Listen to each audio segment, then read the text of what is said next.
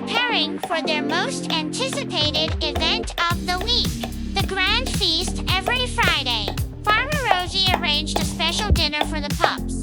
A meal so delightful that their little tails wiggled just thinking about it. Among the eager puppies were Biscuit, a golden retriever with a heart of gold, Coco, the mischievous dachshund who always found trouble, and Pip, the tiniest of them all.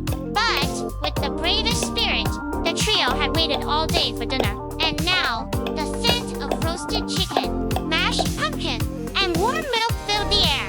But there was one small problem. The food was missing. The feast had been prepared in the cozy kitchen.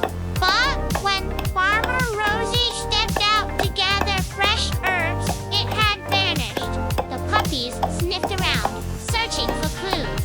Coco, ever the detective, barked, "Follow me, everyone. I smell chicken near the barn." With their noses close to the ground, they padded towards the barn.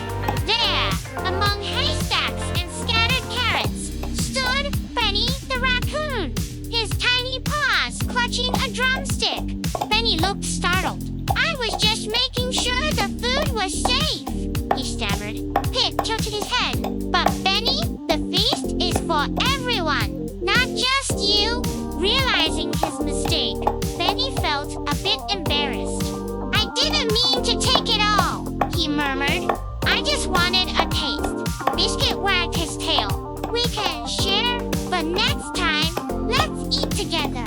With teamwork, the puppies and Benny carried the feast back to the kitchen. Farmer Rosie chuckled upon seeing the odd little group, puppies and a raccoon, proudly guarding their feast. "Looks like the food adventurers saved the day," she laughed as they finally sat down to eat.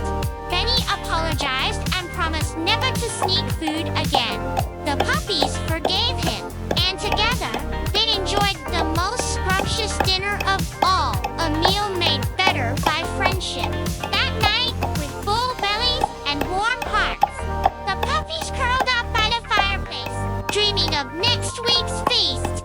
After the heartwarming dinner, the puppies curled up near the fireplace, licking their paws and wagging their tails in satisfaction. But just as Pip was about to drift off into a food-induced nap, a loud rumble shook the farm. "What was that?" Coco yelped, her ears perking up. Biscuit sniffed the air, his golden fur bristling. "Something's happening outside!"